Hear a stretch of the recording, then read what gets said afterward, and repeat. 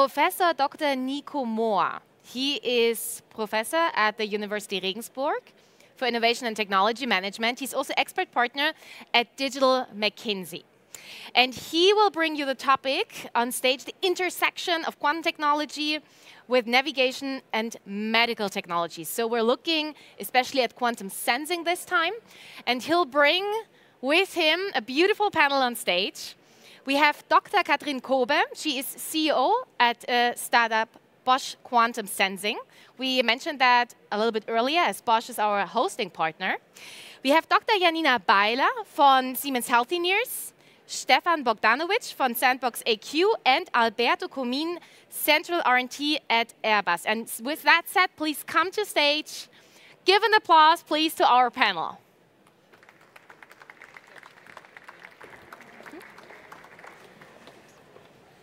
So, thank you, Mira, yes. for this kind introduction. Yeah, Nico, it's so great to have you.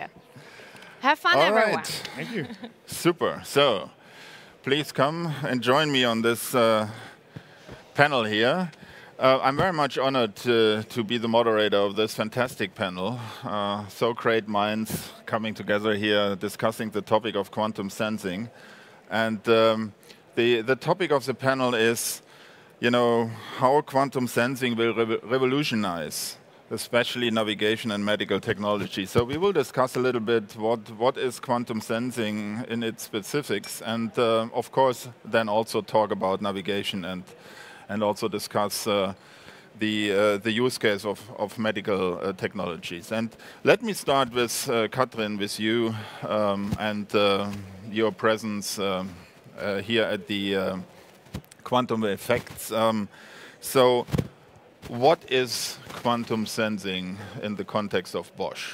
Maybe you can explain us a little bit what you are doing there. Yes, quantum sensing is a beyond theme in Bosch. So this is one of the topics where Bosch is really working on the edge of the technology.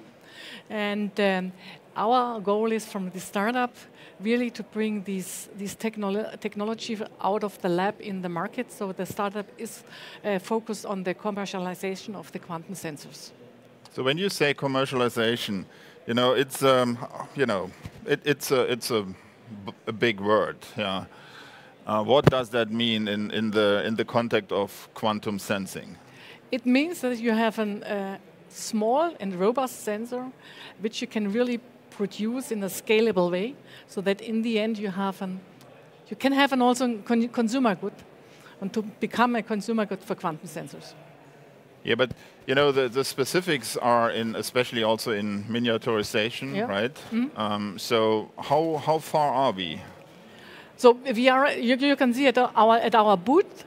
We are also we're able to reduce it from a lab size now to a handy size, and the real challenge is to get the right components with the right specifications, because it's a really new topic, and we have to build up an ecosystem, because there's nothing on the shelf that you just can buy. So this is the challenge for the miniaturization, to get the components in the way like we need them. And how long will it take until we have a meaningful product? So we are working on different pilot cases, and we will have first products. But if we come to the scalable way and real mass production, it will take maybe a decade from right now. So another 10 years. Another 10 years, but this does not mean that we can't use them upfront. Yeah. So we will have also small production sizes, and we'll be able to really implement it in the market. So Stefan, maybe coming over to you. You are from Sandbox AQ. Maybe you tell the audience a little bit, what is Sandbox AQ and what are you guys doing in the context of quantum sensing? Yeah, thank you, and a pleasure to be here. Sandbox AQ is a startup in the Silicon Valley. We originated from Alphabet, so we started as a team at Google. Right now, as of January 2022, we spun out as an independent startup. And AQ really stands for the intersection between AI and quantum. And we believe that this intersection can really solve some of the world's most challenging problems today. So part of it is quantum, and really quantum sensor development, and the system of sensors development is really one driver of this meaningful and impactful change. And the other side is AI will change most of, or if not all of the aspects of humanity. We think there is a huge potential for AI to disrupt and benefit the quantum technology as well. As you are a spin-off from Google, your, I would say, core competence is in software. Yep. Yeah. So how important is software in the quantum sensing context? It's absolutely important. Classical and AI software as well.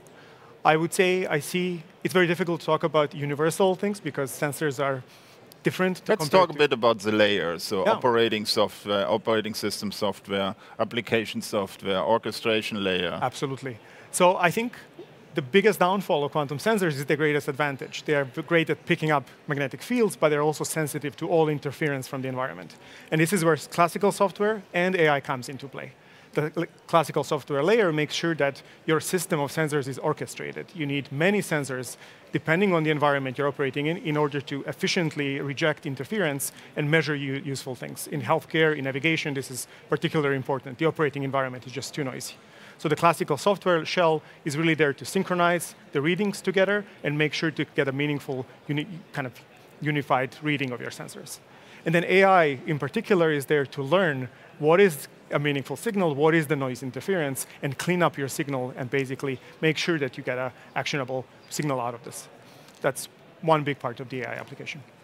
Explain us a little bit the real importance of AI. Whenever I talk with Jack, your CEO, I discuss it with him all the time, and he's very bullish about having AI being included in any kind of quantum sensing environment. So why is that so important? Yeah, I think if not 90% of quantum sensor problems lie in the noise, in the interference, and AI is incredible at understanding, picking up what is noise, what is useful, and cleaning up your signal in denoising. The second part is maybe as equally or not, if not more important, is really translating this, and this is, you don't even need a quantum for this. AI has been really shown that in classification of signals coming from your imaging sensors, let's say in healthcare, or in navigation as well, it allows you to have an actionable item. Does this patient need to stay in a hospital or can be released? Where am I on the map as I'm navigating? AI really takes the output of the system of sensors and maps it to something that humans can use in a real world. Yeah, so when we now move over to the use cases, I know you guys are doing experiments with different use cases from Bosch side, from Sandbox side. Coming over to Janina, and I have to correct one thing. Since 1st of October, you are now responsible for healthcare at Siemens AG. That's so correct. Tell us a little bit, what is quantum sensing being able to do in the context of healthcare? Absolutely. So I do believe that there is a variety of different use cases, especially in the big ologies, thinking of cardiology, neurovascular diseases, but also oncology. And here it is important to look into prevention, diagnosis, and therapy. So looking into those three, as we call it, ologies, cardiology, neurology, oncology.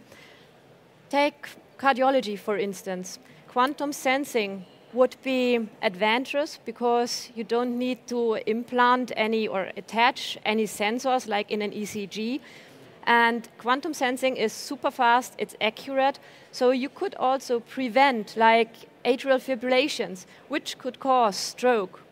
So in the end, look into the costs and the health. Both aspects are extremely important. There is statistics published by the American Heart Association. If it comes to costs to the healthcare system in the US for cardiovascular diseases, it sums up to 300 billion a year. So just imagine if you could prevent stroke, AFib, cardiovascular disease, and have a cost saving or cost avoidance use case. Plus, looking at a patient side, all of us will be at some point of our time patients in a hospital. Imagine how adventurous it would be for you to have this kind of quantum sensors that are not invasive but keep you at health and could also monitor your therapy, for instance. That was cardiology. Looking into oncology, one use case, one interesting use case might be that quantum sensing could detect the radicals that are in your bloodstream, in your body, thereby identifying cancer before it even manifests, before you get symptomatic. So also here for you as a patient, I believe there is a lot of benefit, plus looking into the tension field, healthcare providers, industry, but also the payers, the insurance companies. This is something where you could really build a very tangible business case by implementing these kind of new technologies. Yet I'm with you, Katrin, it will take some time. Especially healthcare is a very regulated market. So having something introduced to the market as a medical device, I believe it will take some years from now. Where do you see the biggest hurdles to make it usable? Yeah, when we had a pre-discussion about the panel, you also mentioned, patients as someone who needs to be convinced that there is an advantage. Absolutely. So first of all, just referring to you guys, it's a stability. Of course, it needs to be robust. And this leads to the patient perspective. Me as a patient, I would want to have a device that I could 100% rely on, also on the data. Yet we all have experienced the discussions that are currently ongoing if it comes to artificial intelligence. There is a certain, I would say, pressure and insecurity built up in patients, but also in the broader public. So now imagine you are talking about quantum sensors and how it works, and people don't understand. This might cause the big hurdle for patients to be willing to take these quantum sensors and kind of rely with their lives, with their health on that. And this discussion, I believe, is really important that we have it also openly, like we are already having seen in the past for AI, for instance. There is a lot of good that could be done, yet we can't just neglect also the risks that come with it. Stefan, Katrin, I know you guys are experimenting with this use case as well. So, can you give us an idea where this, how far we are, how good is the progress in that space? I would say from our point of view, the progress is tremendous. So, because it's a total new technology, you learn with each measurement, you learn with each experiment. So there's a huge progress. And of course, the big challenge is, as Stefan already mentioned, is to make this sensitivity perform in the way that you get the signal out of it. But also here we have a lot of new technology like AI. So I'm convinced that we will get it. I want to just start by saying that quantum sensors have already revolutionized healthcare and navigation to the level that most people don't even know they operate based on quantum. Yeah. So I think I agree with you that it's the big challenge, but there's also a sleight of hand where we can drop the quantum and just say, this is a great novel sensor, look at what it can do. Now to your point, Nico, we have been deploying quantum sensors in all sorts of operating environments really to learn from the deployment. We send it to emergency rooms and research centers, boats and ships and airplanes really to learn. And this first contact with first the customer and the real operating environment is really crucial because you can spend all the time in the lab that you want, but really putting it out there and learning what is the environment you're facing will really feed both the sensor choice and the system of sensors and the whole software layer on top of it to make it useful as well. How important is domain knowledge in that respect? So because you get some data, and how important is it to have the right domain knowledge involved? It's absolutely crucial. And not only on the AI side, you need it for the sensor choice, the system, and the software as well. Where the AI plays a role is that really understanding what type of noise flavor comes into your system to be able to get something useful out of it. There is a finite range of noise features. You really want to learn, you want to teach AI physics in order to make sure that it really denoises it properly. And this is where the denoise plays a role. This is the domain knowledge plays a role. Classical simulations as well, and operating, like really deploying it in operating environment. So domain knowledge, I think, is the key word here as well, Alberto. Let's talk a little bit about what Airbus is doing in that context. According to the Handelsblatt, the German newspaper, you are a pilot customer of Bosch for navigation. Can you talk a little bit about what you are doing there? Exactly. Let's say one of the priority, maybe the most important priority for Airbus and for aerospace companies is safety. Okay? And to ensure safe navigation, it is essential to know where you are, which direction you are heading. And currently we are relying on GNSS, okay? Which is very accurate and precise, as we know.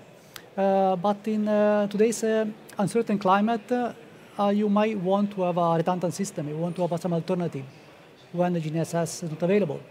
And the quantum sensing is a powerful alternative. It will be a powerful alternative to navigate without relying on GNSS in a safe and secure way.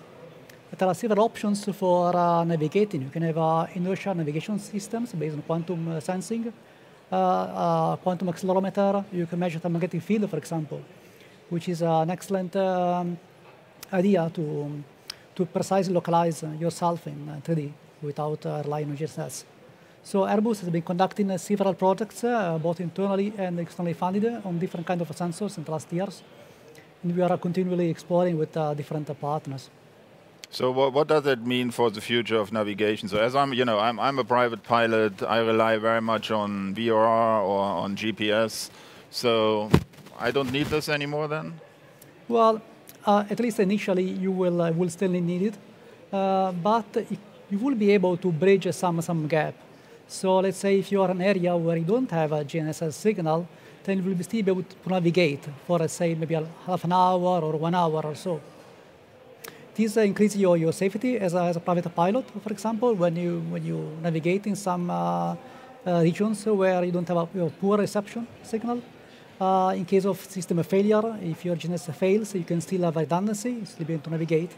And also for opportunities for our soldiers and for our military forces who operate in contested areas, for example. So safety is one area of impact, Exactly. of course. So what about independence? Yes, there's another part. You're independent of the GNSS, maybe on the specific satellite constellations. Okay, you are not dependent, for example, on the GPS constellation or the Galileo.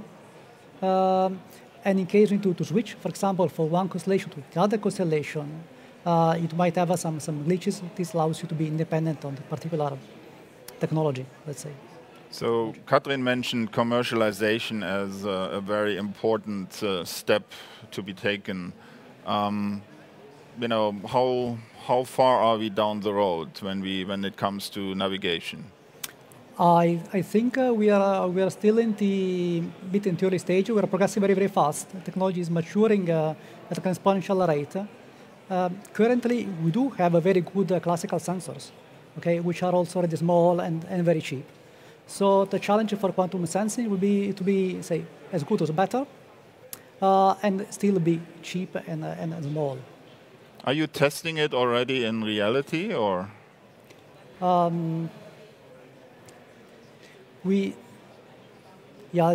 Probably I cannot really share anything public about this. We do have several projects in this area for sure. Yeah. But I think, Stefan, you guys made a big announcement of a trial together with the US Air Force. Exactly. We were testing it both with government and industry partners. We have been flying it. We've been invited to really participate in one of the US Air Force exercises and fly our quantum sensing magnetometer in this operating environment. In parallel, last week there was an announcement from Boeing that they were really flying INS systems and also quantum magnetometers in which we participated. So we are really looking to expand both the portfolio of both government and industry players.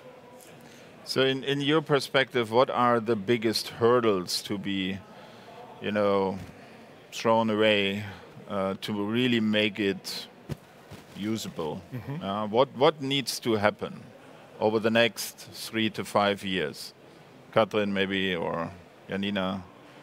As I already mentioned, for us, the biggest hurdle is the ecosystem.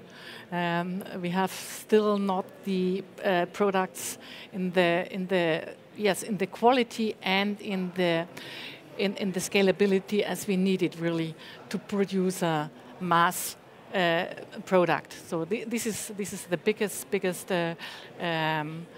hurdle right now. We're working very hard as Bosch to really enable also our suppliers that they can really deliver the right parts, but this takes time. And I would say US 2 to 3 year time frame are very realistic. I think you're mentioning a very important point here when it comes to supply, supply of parts for quantum sensors.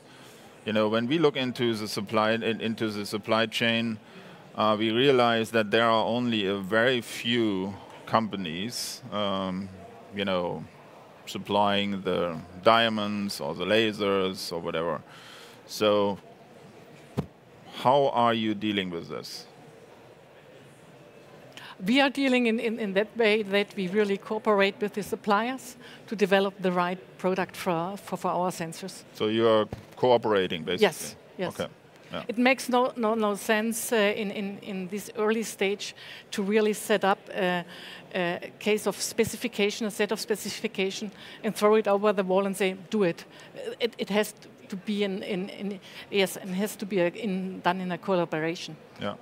And how is Sandbox dealing with this? I can maybe echo as strong as I can Katherine's point, which is we really need a supply of cost-effective, scalable sensors. Because any real-world application would require a system of large system of sensors, and this will really enable us to really get a useful measurement out of them. And not only this, I also foresee the flywheel effect, where if there's more sensors out there, they will be in the hands of more researchers, which will allow to even find better or maybe more exciting applications of them. Measuring heartbeats, magnetic field of the heartbeats is only one of them, but who knows what other diagnostic predictions we can have if we have the widespread, cost-effective sensor out there. For example, MCG has been around since the 70s or 80s, and the reason why we have never heard about it is really because it hasn't been built in a cost-effective way. So think ECG, not MRI, when it comes to really the next push of the quantum sensing technology. And from the user's perspective, Janina? I would absolutely agree that, first of all, we need to create proven clinical outcomes, robust outcomes, and then creating the business case. As mentioned, the big three ologies, you've been talking about heartbeat, yet also neurological diseases, especially in an aging population like Alzheimer's, like Parkinson's disease. Also monitoring then of the pharmaceuticals that you have in your body to really measure what is the peak, what is the best dosage for a patient to stay healthy and to be healthy. I really do believe clinical trials are needed there with tangible and reliable clinical outcomes. Okay. Alberto, from your perspective? Yes, I would add that supply chain is a key topic for all quantum technologies, not only quantum sensing, but also, say, quantum communication and quantum computing. And an important fact is to ensure, say, to supply chain, and also ensure that we have a supply chain based in Europe. We know it is a critical technology critical technologies for our future, for Europe as a whole. So we need to have suppliers based in Europe on this, and it's not always possible yet. So we need to work on this. As we have the US and Europe represented on this panel here, when it comes to, you know, the importance of quantum sensing in the context of quantum technologies, you know, how good are we in Europe in that respect? So are we leading the pack here? You know, when I look into quantum computing, you know, the US for sure is still, I would say, in the lead, taking China out for a moment. But when it comes to quantum sensing, how would you evaluate the position of Germany and also of Europe? I would say Europe is very, very strong in quantum sensing. I can't say that it's leading because I don't know China. It's a closed shop. Yeah, China is always very intransparent. Yes, but I see that the quantum sensing there is very strong Germany, and we have there all the quality of German engineers are coming up in quantum sensing. How would you, from the US perspective, evaluate this? I wouldn't say there is a lead. I think both continents are very strong, although maybe there's a different emphasis on different technologies. The NV diamond is very strong in Germany and in the Europe. Other magnetometers, especially in the startup case, are also prevalent in the US. I'm also very happy to see I see so many startups as well working on quantum sensing in this room alone. So this also tells me that there is really strong push on the European side, not only to develop quantum sensors, but to commercialize them. So I wouldn't really say, I understand for networks and computing, there are maybe front runners in each of these cases. In quantum sensors, I don't think I would put a front runner there. Okay. Yeah, so I think we have time for 1 or 2 questions from the audience. So I don't know whether there is a question in the audience to the panelists. Any interest, any question, something you would like to learn? Nothing. Nobody. Nobody wants to volunteer. If there is no question, maybe we can ask the audience a question. Just spontaneous, a little field research. Who of you would rely on a quantum sensor if it comes to your health, like cardio fibrillation or neurological diseases? Any of you would rely or would be a guinea pig for these clinical trials? All right. So everybody. So you can take them all and just put them into a trial then. I mean, it gives me really a good feeling, and I love to also include the audience and to see how open is the. Well, you represent the general public, maybe with a little tweak more to the quantum side. But this is really what is important, yeah, that we have these kind of pioneers who are really taking this step into the next decade or the next century of healthcare. Yeah, so from our McKinsey perspective... There's a question. Oh, there's a question. Oh, yeah. Okay. Oh, Anna. It's very hard to... The mic is coming. So I was just wondering, I mean, you're talking now also like pioneers about quantum sensing and how that will influence especially healthcare and also navigation and really critical use cases that we see. But what do you think, I mean, is the timeline actually to have that in the market? I mean, really broadly to the masses. You asked now like kind of about user adoption. I mean, this is from the one side, but what is about from the corporate side, about all the commercialization, etc. So the question again was about the timeline and the commercialization. So when do we have the first quantum sensor in our hands, meaningful, miniaturized, and being able to be produced in a mass production? Yeah, I mean, not only kind of like in the mass production, but also really, when do you think is the time ripe to, for the users to adopt that? So how long do you think, I mean, also Janina, to your point, when do you think all these use cases can be implemented and will then be spread into the market? How long do you estimate? What was the question? The question was... Sorry, I didn't get it. It was... No, it's very hard to understand here at the stage. But the question was about the commercialization. When do we expect the first quantum sensors in our hands being able to be used? Yeah.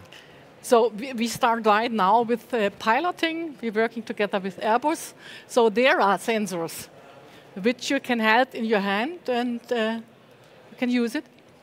They are still trials, so I think the question was more in, when do we have a commercialized version of that sensor? I would say it takes a couple of years, but not 10 years.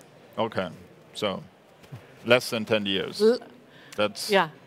We have been, as Catherine said, testing it. Also in the healthcare side, we already concluded 1 clinical study with our quantum sensing system. We're running 2 more in November.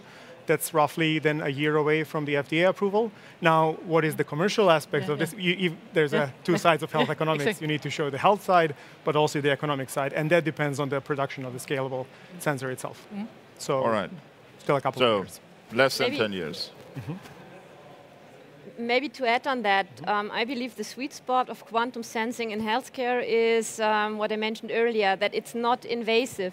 So we are a highly regulated market in healthcare, yet if you have non-invasive diagnostics, that helps also to accelerate the go-to-market, I would say. And I would agree with you, Katrin, it depends in which use case you're specifically looking.